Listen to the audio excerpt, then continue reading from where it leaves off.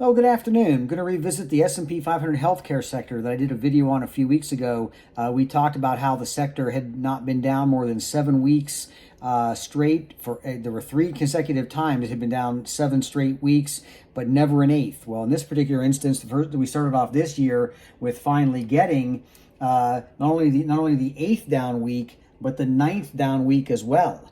And we started this week off in a very weak fashion, down the first 3 days of the week very sharply, but the last 2 days of the week did offer some salvation for the trend and got us to where we finished. Again, here's your well-defined channel of the last 9 weeks of down moves in the S&P 500 healthcare sector. The last 2 days of this week, though, we did get a bounce that brought it up to where it finished up 0.5% on the week, was all the gain it could muster. So after this tremendous period of selling, we did see a capitulation, we did see a bounce, and that's terrific. And maybe we will see a little bit more of a bounce in the healthcare stocks. And one that I found very interesting here, and I'll just illustrate the chart. This is a 2-year chart, 2-year daily on Johnson & Johnson.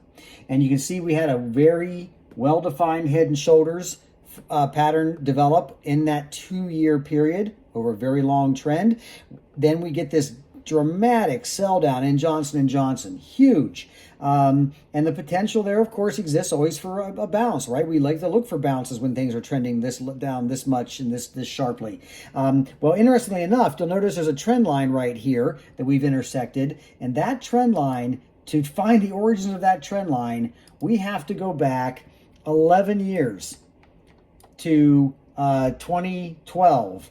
We have to go all the way back to find the beginnings of this trend line that we have just intersected here on Johnson & Johnson in the last week. So it's my sense here that this trend line presents the opportunity for a bounce in Johnson & Johnson.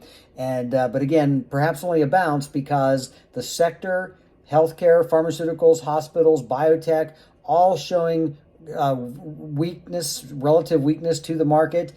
So maybe just a bounce and not quite investable yet. But anyway, I thought that was interesting on JNJ to see it come down and revisit a trend line that dates back 11 years. Have a great day and a great week next week.